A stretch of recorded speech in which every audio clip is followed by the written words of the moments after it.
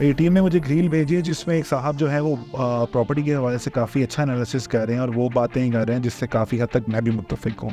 तो पहले वो रील देख लेते हैं, फिर उस पर रिएक्शन दें।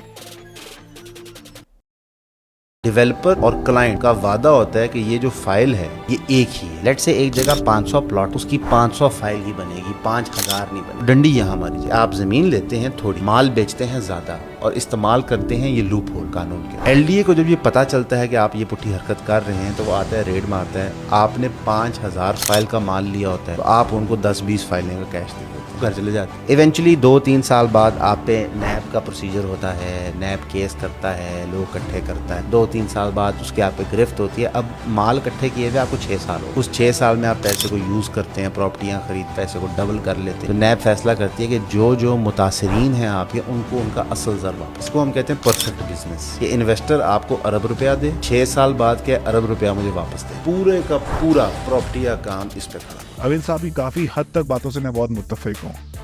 प्रॉब्लम क्या आती है कि सब सोसाइटीज़ नहीं, लेकिन बेशतर सोसाइटीज़ जो है वो ऐसा ही करती हैं।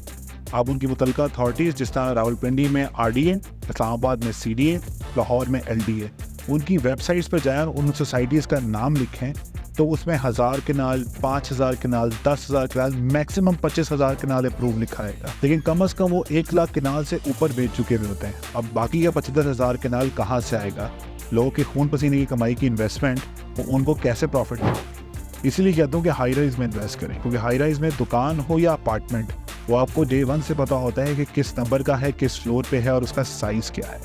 और जितने यूनिट्स होते हैं सिर्फ उतने ही सेल होते हैं, इससे ज़्यादा सेल नहीं किए जाते। तो अपनी मेहनत से कमाए पैसे किसी अच्छे हाई राइज में इन्वेस्ट करें, क्योंकि पैसे कमाने से ज़्यादा मुश्किल गलत जगह पैसे इन्वेस्ट करके रिकवर करने में। Until next time.